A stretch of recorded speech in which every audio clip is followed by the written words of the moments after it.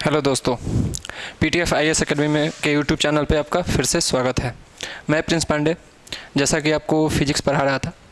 Physics के यह जो है मेजरमेंट का लगभग लास्ट ही वीडियो है, आखिरी वीडियो है, जिसमें हम लोग यहाँ तक देख चुके थे कि मेजरमेंट हम लोग किस किस यूनिट में करते हैं। कुछ एक्स्ट्रा में भी देखे हुए थे, लंबाई का क्या है, जैसे किलोग्राम को ग्राम में कैसे चेंज करना है, किलोमीटर को मीटर में कैसे चेंज करना है, तो वो घात के रूप में हम लोग देख पाए थे। कुछ और इकाइयाँ ऐसी हैं जो चैप्टर से रिलेटेड नहीं है, अलग चैप्टर से रिलेटेड है। जैसे अगर ब्रह्मांड में हम लोग इसको पढ़े तो वहाँ पे आपको ये डिस्टेंस को मेजर करने के लिए यूज किया जाता है, जिसको हम लोग खगोलीय यूनिट बोलते हैं, एस्ट्रोनॉमिकल यूनिट। एस्ट्रोनॉमिकल यूनिट क्या है कि सूर्य जो सन हमारा है और पृथ्वी जो अर्थ है, उसके बीच की दूरी को हम लोग क्या बोलते हैं, एस्ट्रोनॉमिकल यूनिट के रूप में हम लोग क्या करते हैं, मेजर करते हैं। 1 एस्ट्रोनॉमिकल यूनिट AU से इसको डिनोट करते हैं, AU से डिनोट करते हैं। मतलब 1 AU इक्वल टू क्या हो जाएगा, 1.496 इंटू 10⁻11 मीटर। इसको अप्रॉक्स में अगर हम लोग लिखें तो 1.5 इंटू 10⁻11 मीटर भी लिख सकते हैं। यह हो गया एस्ट्रोनॉमिकल यूनिट। इसके अलावे और भी यूनिट जो है, यह एक खगोलीय इकाई को अगर हम मीटर में चेंज करना चाहें तो इसके साथ मल्टीपल करके हम लोग क्या कर सकते हैं, चेंज कर सकते हैं। अब आते हैं अगले इकाई के बारे में, एक प्रकाश वर्ष। एक प्रकाश वर्ष, प्रकाश वर्ष को इंग्लिश में हम लोग लाइट ईयर बोलते हैं। प्रकाश वर्ष को इंग्लिश में हम लोग क्या बोलते हैं, लाइट ईयर बोलते हैं। 1 लाइट ईयर, लाइट ईयर कहते किसको हैं, तो लाइट ईयर जो होता है प्रकाश द्वारा मतलब लाइट के द्वारा जो है, प्रकाश द्वारा एक वर्ष में तय की गई दूरी। प्रकाश वर्ष किसका मात्रक है, तो ऐसे हम लोग दूरी का ही मात्रक लेते हैं इसको, क्योंकि यह क्या बताता है कि प्रकाश एक वर्ष में कितना दूरी तय किया है, तो उसको हम लोग एक लाइट ईयर बोलते हैं। मतलब 1 लाइट ईयर को अगर हम लोग मीटर में देखें तो मीटर में ऐसे कहीं कहीं 9.5 देता है और कहीं कहीं 9.4, सॉरी पहले हम लोग देखते हैं कि 9.5 इंटू 10⁻11 मीटर। एक प्रकाश वर्ष इक्वल टू कितना होता है, 9.5 इंटू 10⁻11 मीटर। मतलब इसको और एग्जैक्ट कहीं कहीं देता है 9.46, मतलब 9.46 गुना 10⁻15 मीटर। 10⁻15 मीटर जो है एक प्रकाश वर्ष को अगर हम मीटर में मेजर करें तो हमको कितना होगा, 9.46 इंटू 10⁻15 मीटर।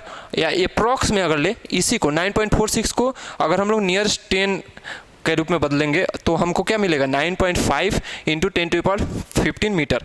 मतलब कैलकुलेशन के लिए हम लोग 9.5 ले सकते हैं, लेकिन अगर किसी क्वेश्चन में अगर ऑप्शन 9.46 हो और 9.5 इंटू 10⁻15 हो तो हम लोग करेक्ट इसी को करेंगे, 9.46 को, क्योंकि NCERT में भी यही दिया हुआ है। अब हम लोग नेक्स्ट इसी में करते हैं। एक और होता है कि दूरी का सबसे बड़ा मात्रक, दूरी का सबसे बड़ा मात्रक अगर हम लोग देखें, दूरी का सबसे बड़ा मात्रक, दूरी का सबसे बड़ा मात्रक किसको बोलते हैं, तो पारसेक को बोलते हैं।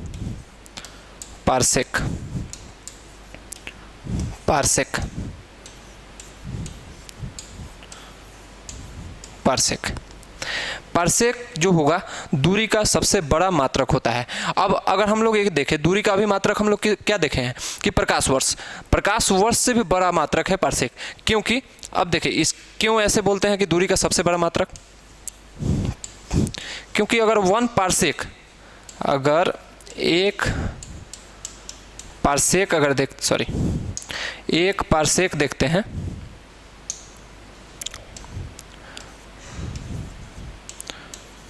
एक पारसेक तो यह कितने के बराबर होता है?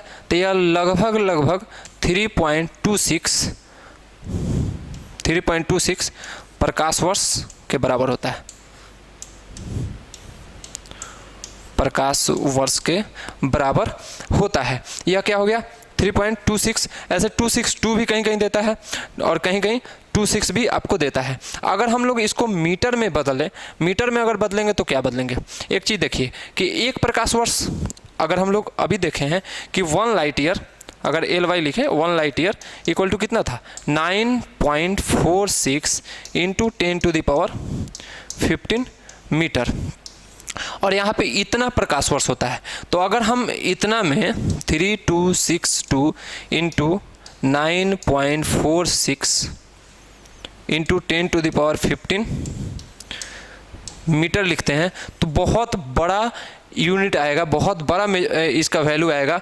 इस वजह से पारसेक को सबसे बड़ा यूनिट हम लोग बोलते हैं, क्योंकि प्रकाश वर्ष सबसे, हम लोग कोई भी चीज़ अगर देखते हैं आजकल, कोई भी चीज़ मेजर होता है तो लाइट ईयर से ही है। आगे जो भी फ्यूचर है साइंस का जो भी है वो किस पे डिपेंडेंट है? तो लाइट पे ही डिपेंडेंट है। और लाइट जो है, लाइट ईयर जिसको बोलते हैं, तो एक साल में लाइट का ट्रेवलिंग का डिस्टेंस निकाला जाता है और यह उतने लाइट ईयर के बराबर है।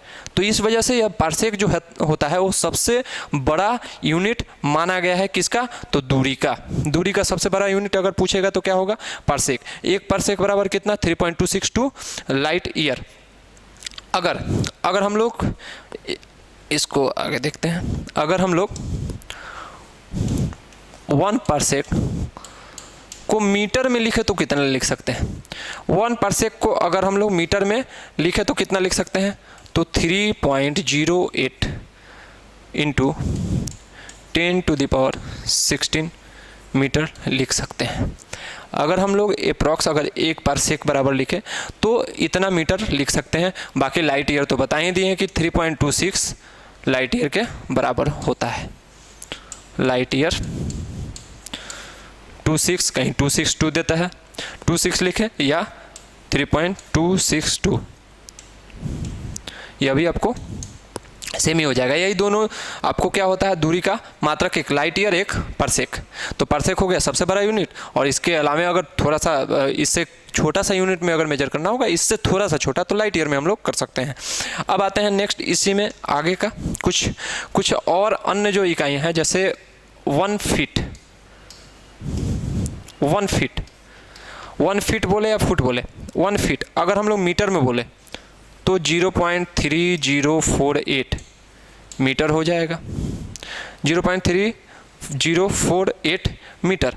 अगर अब इसको मीटर को सेंटीमीटर में बदलना है तो क्या करना है? 100 से मल्टीप्लाई कर देना है। 100 से जैसे मल्टीप्लाई करेंगे क्या हो जाएगा? 3.48 मीटर हो जाएगा।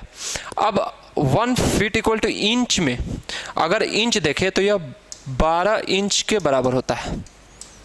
अगर हमको फीट को इंच में बदलना हो तो 12 से गुना कर देंगे। अगर हमको मीटर में बदलना हो तो 0.3048 से गुना कर देंगे। अगर हमको सेंटीमीटर में बदलना हो तो 30.48 से मल्टीप्लाई कर देंगे, तो यह किस में बदल जाएगा? सेंटीमीटर में बदल जाएगा। इसके अलावा अगर देखें तो 1 सेंटीमीटर, अगर 1 सेंटीमीटर को इंच में बदलते हैं तो इंच में कितना आता है? तो लगभग यह याद रखेंगे, यह सीधा क्वेश्चन पूछा जाता है कि 1 सेंटीमीटर में कितना इंच होगा, तो 0.39 इंच होता है। मतलब 0.39 इंच जो होगा वह क्या होगा? 1 सेंटीमीटर में वैल्यू होता है। अगर हम 1 इंच को सेंटीमीटर में देखें, 1 इंच, 1 इंच को अगर सेंटीमीटर में बदलें तो इसको यहाँ पे लाएंगे, डिवाइड करेंगे तो यह लगभग आएगा 2.54 सेंटीमीटर के रूप में। मतलब 1 इंच को अगर हम लोग सेंटीमीटर में बदलते हैं तो 2.54 सेंटीमीटर में यह आपको आ जाएगा। तो यह भी आपको याद रखने वाला है। 1 फीट में कितना इंच? 12 इंच। मीटर तो 0.3048 मीटर।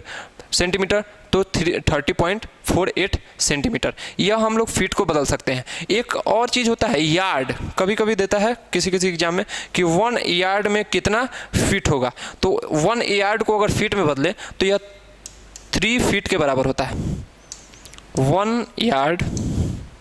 1 यार्ड जो होता है यह 3 फीट के बराबर होता है। अब इसको अगर हम लोग इंच में बदले तो 1 फीट में देख लीजिए कितना इंच है, 12 इंच है, तो अगर इसको इंच में बदले तो 1 यार्ड कितने इंच के बराबर हो जाएगा, 1 यार्ड हो जाएगा 3 × 12 इंच, मतलब 36 इंच के बराबर। अगर हम लोग इसको सेंटीमीटर में बदलना चाहते हैं तो आपको 2.54 सेंटीमीटर, क्योंकि 1 इंच में कितना होता है 2.54 सेंटीमीटर आपको होता है, तो यहाँ पे सेंटीमीटर में बदलना होगा तो उससे मल्टीप्लाई कर देंगे। ऐसे हम लोग जो है कन्वर्जन कर सकते हैं यूनिटों का, यूनिट जो भी यूनिट है उसका कन्वर्जन जो है ऐसे हम लोग कर सकते हैं, एक को अगले ग्रुप में चेंज करके। तो यह याद रहना चाहिए कि 1 यार्ड कितने फीट के बराबर होता है, तो यह भी आपको याद करने के लिए है, और बाकी तो चेंज कर ही सकते हैं जो बताया गया है अभी तक।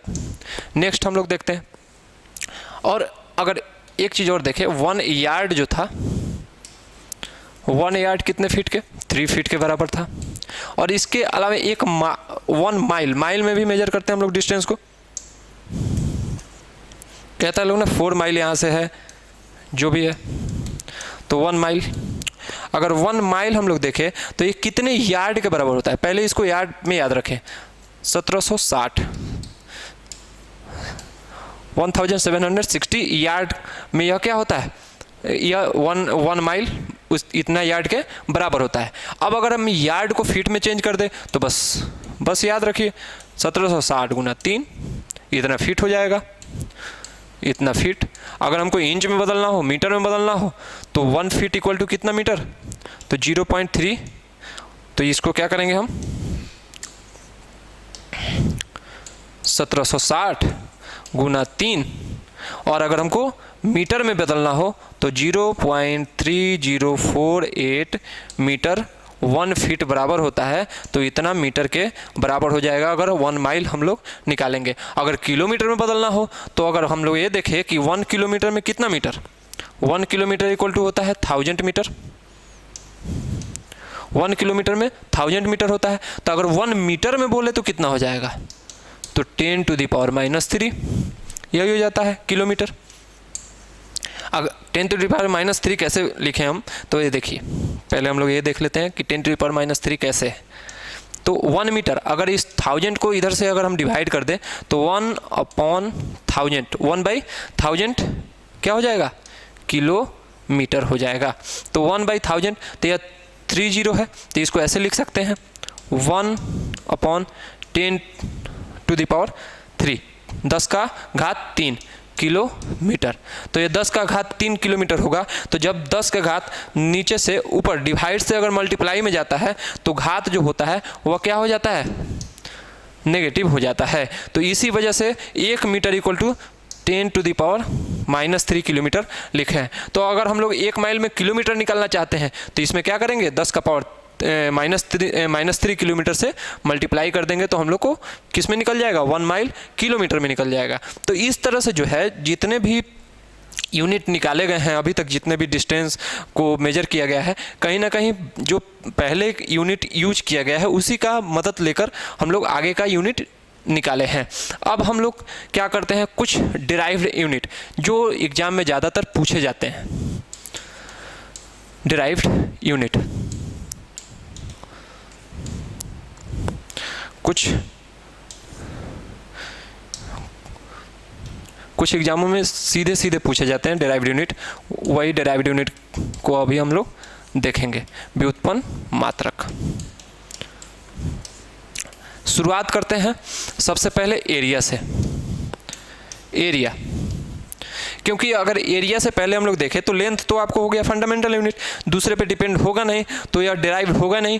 तो कहीं ना कहीं ऐसा हम लोग यूज करेंगे जहां से आपको डेरिवेशन होना शुरू हो, मतलब कहीं ना कहीं फंडामेंटल यूनिट का यूज करके या किसी भी अदर यूनिट का यूज करके हम लोग दूसरा यूनिट निकाल सके। तो यहाँ पे हम लोग एरिया से शुरुआत करेंगे पहले कि एरिया का अगर हम लोग यूनिट निकाले, एरिया को किस यूनिट में मेजर करते हैं, तो वह हम लोग यहाँ पे देखेंगे कैसे।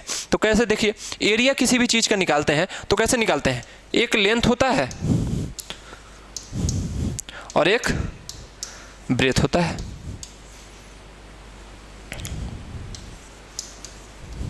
ठीक है, एक लेंथ होता है, एक ब्रेथ होता है। ठीक है, या इसको कहीं कहीं विड्थ भी देता है, WIDTH। ठीक है, यह भी देता है। लेंथ का मतलब लंबाई और ब्रेथ का मतलब चौड़ाई।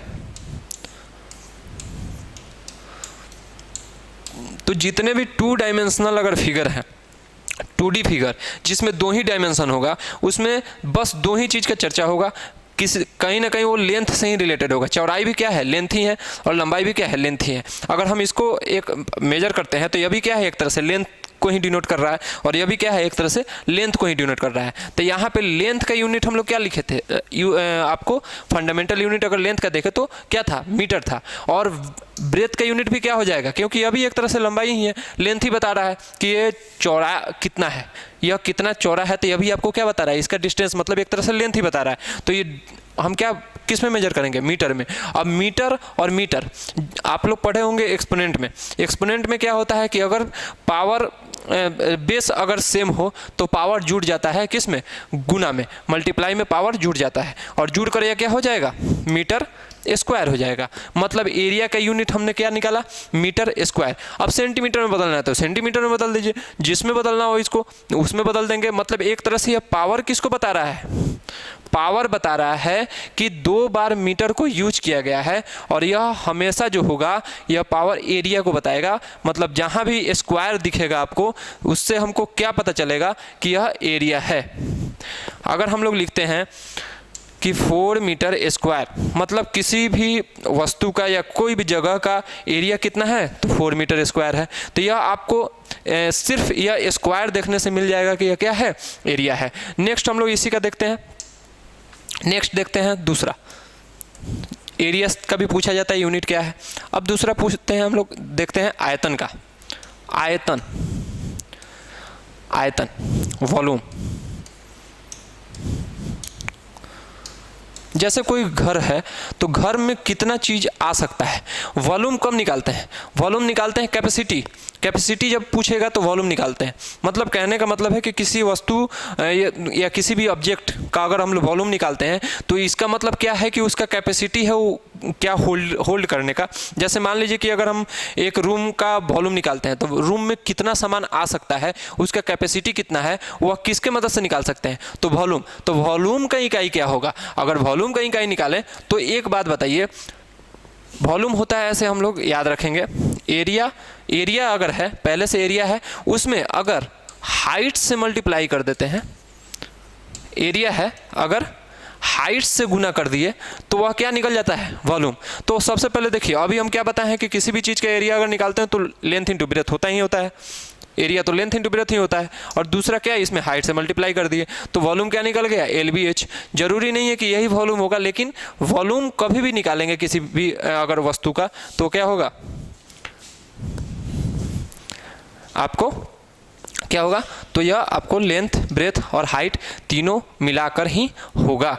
अब लेंथ का क्या है, तो लेंथ का मीटर, लेंथ का क्या हो गया, मीटर। यह भी ब्रेथ भी क्या है, एक तरह से मीटर ही है, और हाइट भी क्या है, एक तरह से इसका भी मीटर ही होगा, क्योंकि यह तीनों लेंथ ही हैं एक तरह से, जहाँ भी देखे लेंथ ही होगा।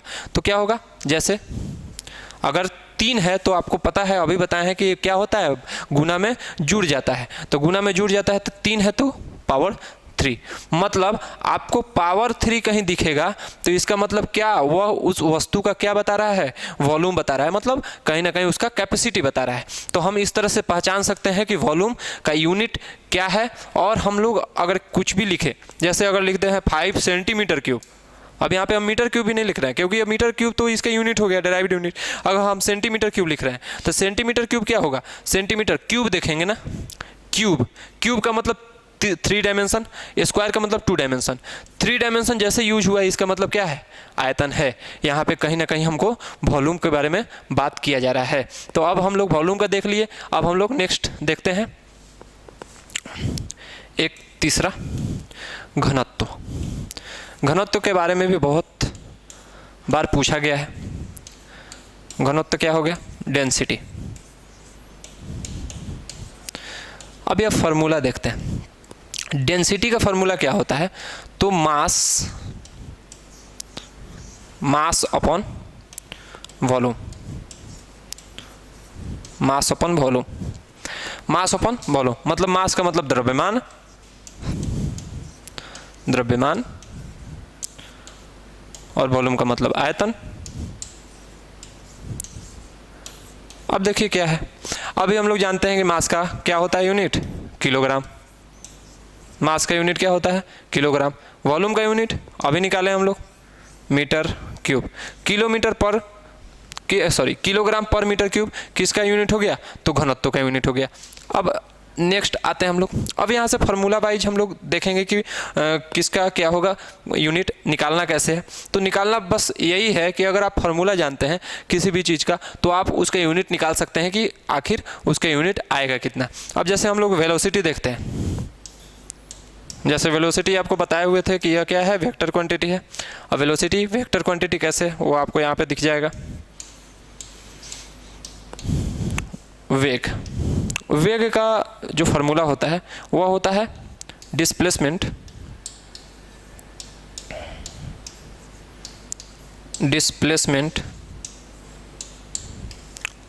Upon time. डिस्प्लेसमेंट का अगर हिंदी देखें तो वह होता है विस्थापन।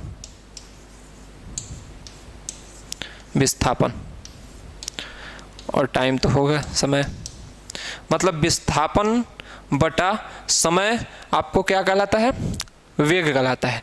अब विस्थापन अगर देखें तो विस्थापन खुद वेक्टर क्वांटिटी है, मतलब सदिश राशि है। विस्थापन कभी भी होगा तो एक डायरेक्शन में होगा। जैसे अगर हम विस्थापन आपको समझाएं तो देखिए, जैसे मान लीजिए कोई ऑब्जेक्ट है ए, पॉइंट ए से कोई ऑब्जेक्ट जा रहा है बी पे, पॉइंट बी पे, तो यहाँ पे हमको नहीं समझ में आएगा कि डिस्टेंस माने या डिस्प्लेसमेंट माने विस्थापन माने या दूरी माने। तो हम बी से सी ले जाते हैं, बी से सी ले गए।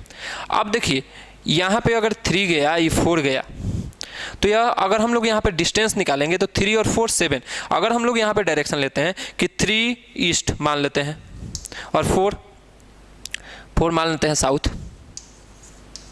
4 साउथ मान लेते हैं, तो अगर यहाँ पे हम दोनों को अगर जोड़ते हैं तो यह क्या हो जाएगा? ईस्ट साउथ हो जाएगा, जबकि ईस्ट साउथ कोई डायरेक्शन होता ही नहीं है। तो इस तरह से हम क्या कह सकते हैं कि यहाँ पे डिस्टेंस जो होगा वो वेक्टर क्वांटिटी नहीं होगा, वो सदिश राशि नहीं होगा। जबकि अगर हम यहाँ से इसको मिलाते हैं तो यह एक पर्टिकुलर डायरेक्शन को बताएगा। मतलब विस्थापन जो है यह क्या है? शॉर्टेस्ट डिस्टेंस होता है। शॉर्टेस्ट डिस्टेंस मतलब सबसे छोटा दूरी जो होगा वही हो जाएगा आपको विस्थापन, और यह पर्टिकुलर डायरेक्शन में होगा। अगर यहाँ पे डायरेक्शन को देखते हैं तो यह एक ही डायरेक्शन को दिखाएगा यहाँ पे, लेकिन अगर डायरेक्शन हम लोग देख रहे थे तो यह अलग डायरेक्शन दिखा रहा था, यह अलग डायरेक्शन। तो इस वजह से दूरी जो होगा वह आपको अदिश राशि होगा और विस्थापन सदिश राशि। तो जहाँ यहाँ पे दिखा विस्थापन क्या बता रहा है? वेलोसिटी को बता रहा है। कहीं ना कहीं यह अगर वेलोसिटी का हम लोग निकाले कि वह सदिश राशि है या अदिश राशि है तो क्या हो जाएगा? विस्थापन को देखते हैं हम लोग क्या कहेंगे? यह सदिश राशि है। तो अब हम लोग आते हैं कि यह सदिश राशि है, बता दिया आपको। अब इसका यूनिट देखते हैं क्या होगा। यह सदिश राशि हो गया, राशि भी देखते चल रहे हैं। अब क्या होगा? अब हम लोग इसका यूनिट देखेंगे। तो डिस्प्लेसमेंट क्या है? एक तरह से डिस्टेंस ही ना है, शॉर्टेस्ट डिस्टेंस है लेकिन डिस्टेंस ही है। तो डिस्टेंस का यूनिट क्या होगा? मीटर, और टाइम का यूनिट सेकेंड। तो मीटर पर सेकेंड क्या हो जाएगा? वेग का यूनिट हो जाएगा। अगर हमको वेग मेजर करना होगा, वेग के बारे में बताना होगा तो मीटर पर सेकेंड, लेकिन इसके साथ क्या करना होगा? हमको डायरेक्शन भी यूज करना होगा, तभी जाकर हम लोग बता पाएंगे कि यह वेलोसिटी है या स्पीड है। क्योंकि अभी नेक्स्ट हम लोग स्पीड ही देख रहे हैं कि स्पीड का भी सेम ही आएगा आपको यूनिट। स्पीड जिसको हम लोग बोलते हैं चाल, स्पीड क्या बोलते हैं? चाल। अब चाल क्या होता है? तो दूरी बटा समय, मतलब यहाँ पे हम लोग यूज करेंगे क्या? Distance by time, distance upon time, मतलब यहाँ पे हो गया दूरी। अभी जैसे हम लोग बताए हैं कि दूरी हम बताएं, सॉरी, जैसे हम लोग अभी हम बताए हैं कि दूरी क्या है, कि दूरी अदिश राशि है और विस्थापन क्या था, सदिश राशि। तो जैसे यहाँ पे दूरी दिखा, चाल क्या हो जाएगा, अदिश राशि हो जाएगा, मतलब स्पीड क्या है, अदिश। इसमें दिशा की कोई ज़रूरत नहीं है, दिशा की कोई ज़रूरत नहीं है। तो अब इसका यूनिट अगर देखें तो डिस्टेंस का यूनिट मीटर और टाइम का यूनिट मीटर पर सेकेंड। तो मीटर पर सेकेंड दोनों में लिखा रहेगा। अगर हम लोग बोले कि 4 मीटर पर सेकेंड और 4 मीटर पर सेकेंड ईस्ट, तो यहाँ पे यह हो जाएगा स्पीड, मतलब चाल, और यह हो जाएगा वेलोसिटी, मतलब वेग। दोनों में अंतर यही है कि जी एक में डायरेक्शन हम दिखा सकते हैं, तभी हम बताएंगे कि वो वेलोसिटी है, और एक क्या है आपको, जिसमें डायरेक्शन आपको नहीं दिखेगा वह क्या हो जाएगा, स्पीड हो जाएगा। मात्रा दोनों का, मात्रक जो है दोनों का एक ही है, इसका भी मीटर पर सेकेंड है, इसका भी मीटर पर सेकेंड ही होगा। बस अंतर क्या है, डायरेक्शन का, कि डायरेक्शन डिनोट कर देंगे तो क्या हो जाएगा, वेलोसिटी हो जाएगा, और डायरेक्शन हटा देंगे तो स्पीड हो जाएगा। अब आते हैं नेक्स्ट आते हैं, एक और पूछा जाता है त्वरण, जिसको हम लोग बोलते हैं एक्सेलरेशन।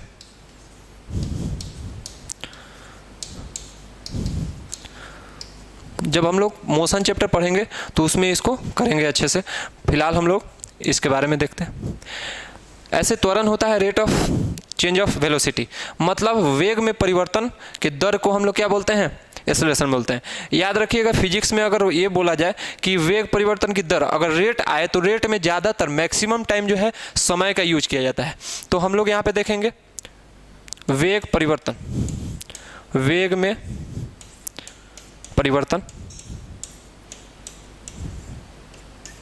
वेग में परिवर्तन और बटा समय, क्योंकि पहले ही बोला गया है कि वेग में परिवर्तन के दर को हम लोग क्या बोलते हैं, त्वरण बोलते हैं। तो वेग में परिवर्तन की दर, रेट आया मतलब रेट में क्या आ गया, समय आ गया। अब यहाँ पे क्या है, अभी हम लोग देखें कि वेग का यूनिट क्या निकला है, मीटर पर सेकेंड। तो जो वेग में परिवर्तन जब आएगा उसमें अगर चेंज भी आता है कुछ भी, अगर जैसे मान लीजिए कि पहले का वेग है 4 मीटर पर सेकेंड, ईस्ट हो या वेस्ट हो डायरेक्शन दिया होगा, और दूसरे का क्या है 6 मीटर पर सेकेंड। तो जब इन दोनों में डिफरेंस अगर निकालेंगे तो 6 - 4 2 मीटर पर सेकेंड ही आएगा ना, तो यूनिट तो चेंज नहीं होगा ना। तो यूनिट चेंज नहीं होगा तो यह क्या होगा, वेग का ही यूनिट लिखेंगे मीटर पर सेकेंड, और नीचे क्या है, समय ऑलरेडी पहले से दिया हुआ है, तो 2 सेकेंड हो गया। अब देखिए इसको अगर निकालें तो मीटर पर सेकेंड को लिख सकते हैं मीटर पर सेकेंड बाई सेकेंड, मीटर पर सेकेंड का मतलब डिवाइड, और पहले से डिवाइड है तो इसको और नीचे लिख दिए, और इसके नीचे कुछ नहीं है तो क्या है 1 है, 1 है। अब क्या होता है अगर हम इसको ऐसे लिखें, मीटर पर सेकेंड डिवाइड सेकेंड बाई 1, तो क्या करते हैं हम लोग, जो बटा का डिवाइड अगर हम लोग भाग देखते हैं तो उसमें क्या करते हैं, इसको पलट देते हैं। तो पलटने पे यह क्या हो जाता है, मीटर पर सेकेंड, और ये डिवाइड जो है मल्टीप्लाई में हो जाएगा, और यह हो जाएगा 1/सेकेंड। 1/सेकेंड हो गया, तो अब क्या करेंगे, मीटर और सेकेंड इंटू सेकेंड, मीटर को 1 से मल्टीप्लाई करेंगे तो मीटर हो जाएगा, और सेकेंड को 2 बार मल्टीप्लाई करेंगे तो क्या हो जाएगा, सेकेंड स्क्वायर। तो मीटर पर सेकेंड स्क्वायर क्या हो गया, यूनिट ऑफ एक्सेलरेशन हो गया। तो अब यूनिट ऑफ एक्सेलरेशन क्या हो गया, अगर यूनिट इसका देखें, यूनिट देखें हम लोग तो क्या हो जाएगा, मीटर पर सेकेंड स्क्वायर। तो एक्सेलरेशन का यूनिट क्या हो गया, मीटर पर सेकेंड स्क्वायर। इतना में कोई दिक्कत। अब आगे बढ़ते हैं हम लोग, ऐसे एक बार देख लीजिए। अब देखते हैं आगे, अब क्या है, अगर हम लोग एक और यूनिट देखते हैं तो सबसे,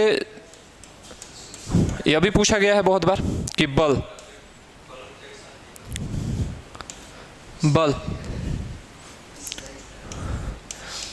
को क्या बोलते हैं, फोर्स, इंग्लिश में फोर्स बोलते हैं। बाकी हम लोग ये डेफिनेशन पढ़ेंगे चैप्टर में। इसका अगर हम लोग देखें तो द्रव्यमान, इसका फार्मूला देखें तो क्या हो जाएगा, द्रव्यमान गुना त्वरण, द्रव्यमान गुना त्वरण। यह क्या है, मास, और यह क्या है, एक्सेलरेशन। तो मास का यूनिट तो हम लोग जानते हैं केजी होता है। अभी हम लोगों ने त्वरण का यूनिट भी निकाला है जो क्या है, मीटर पर सेकेंड स्क्वायर।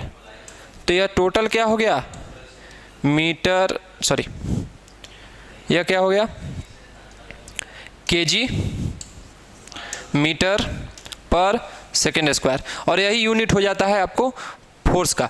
और इसी को हम लोग क्या बोलते हैं, न्यूटन, मतलब 1 न्यूटन। 1 न्यूटन अगर बोले तो 1 न्यूटन क्या हो जाएगा, 1 केजी मीटर पर सेकेंड स्क्वायर के बराबर हो जाएगा। यही हो गया आपको क्या, बल का यूनिट। इसको ऐसा यूनिट बोलते हैं, ऐसा यूनिट ऑफ अगर फोर्स पूछे तो यह क्या हो जाएगा, न्यूटन हो जाएगा। नेक्स्ट हम लोग इसी से रिलेटेड एक और पढ़ते हैं, प्रेशर।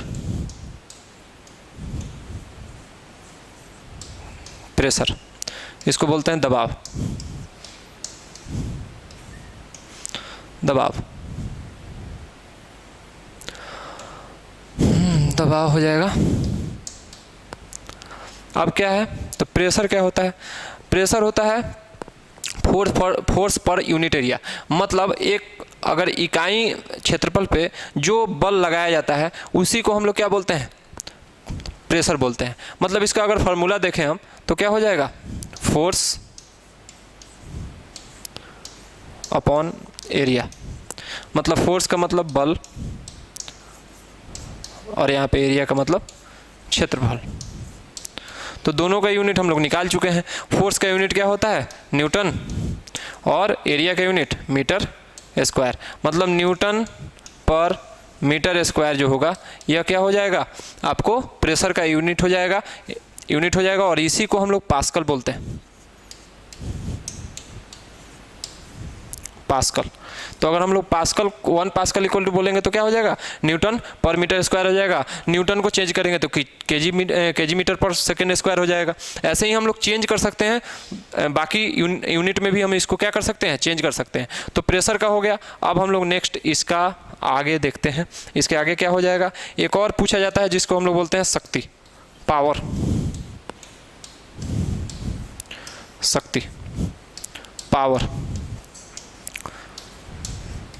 अब पावर क्या होता है, the rate of doing work होता है, या कैपेसिटी टू डू वर्क, इसको भी हम लोग बोलते हैं।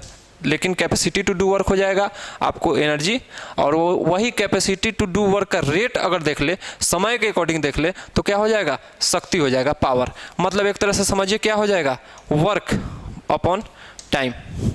तो रेट ऑफ वर्क भी बोल सकते हैं। तो यह हो जाएगा आपको, वर्क की जगह कहीं कहीं एनर्जी भी मिल जाएगा, आपको एनर्जी भी देता है। तो यहाँ पे वर्क का हम लोग क्या यूनिट निकाले, तो अभी तक वर्क का यूनिट तो हम देखे नहीं है। तो वर्क का यूनिट ऐसे याद रखें आप लोग, जूल।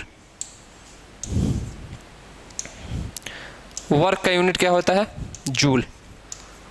और टाइम का यूनिट तो पता ही है, जूल पर सेकेंड।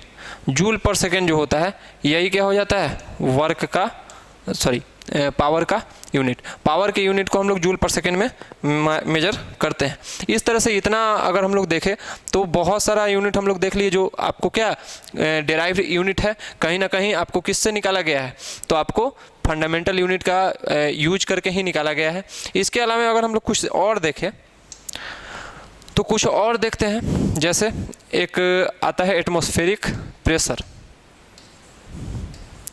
एटमॉस्फेरिक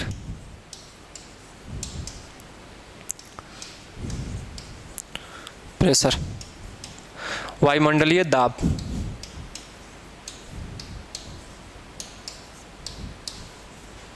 वायुमंडलीय दाब, वायुमंडलीय दबाव, ऐसे देखते हैं हम लोग। वायुमंडलीय दबाव, वायुमंडलीय दबाव होता क्या है, तो वायुमंडलीय दबाव हम उसको बोलते हैं कि एटमॉस्फेयर से ही हम लोग को पता चलता है कि आपको इस किसके बारे में बताया जा रहा है। तो एटमॉस्फेयर प्रेशर अब बोल रहा है। तो एटमॉस्फेयर क्या हो गया, वायुमंडल। मतलब एटमॉस्फेयर के द्वारा जो हम लोगों पे प्रेशर अप्लाई किया जाता है, जो फोर्स अप्लाई किया जाता है, उसी को हम लोग क्या बोलते हैं, एटमॉस्फेरिक प्रेशर बोलते हैं। अब एटमॉस्फेरिक प्रेशर को किस में मेजर करते हैं, तो एक यूनिट होता है बार। इसमें हम लोग एटमॉस्फेरिक प्रेशर को मेजर करते हैं। अगर हम लोग 1 बार इक्वल टू देखें, 10 का पावर 5 पास्कल होता है।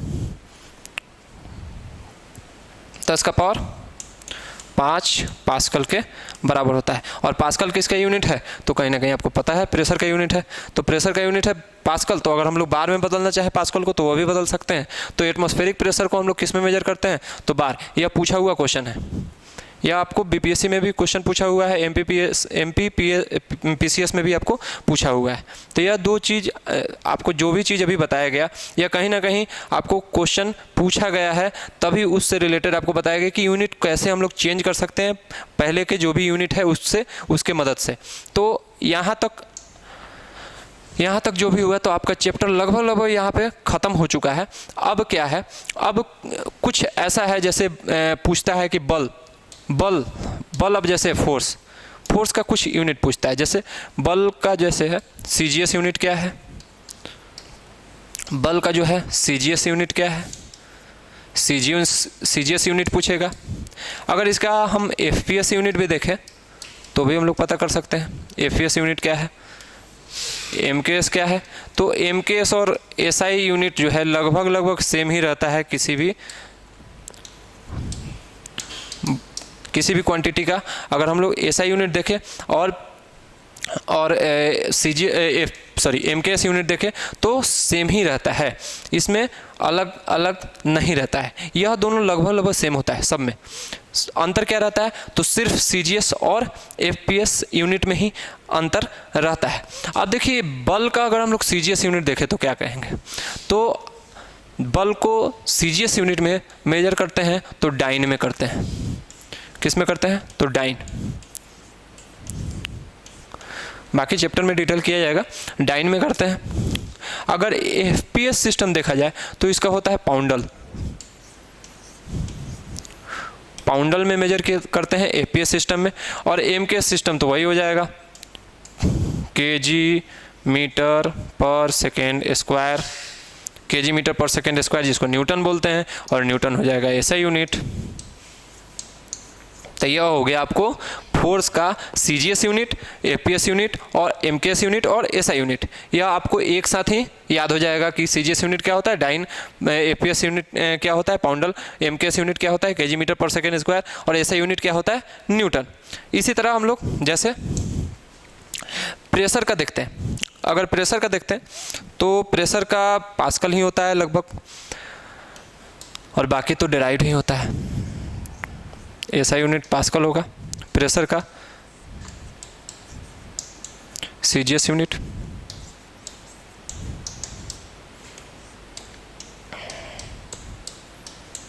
एफपीएस यूनिट,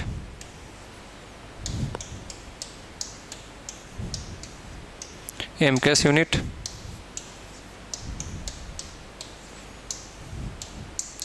और एसआई यूनिट।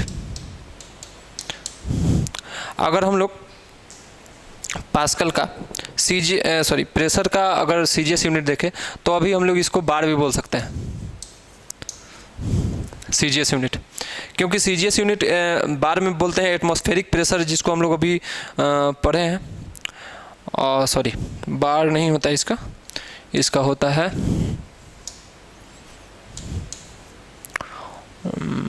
इसका आपको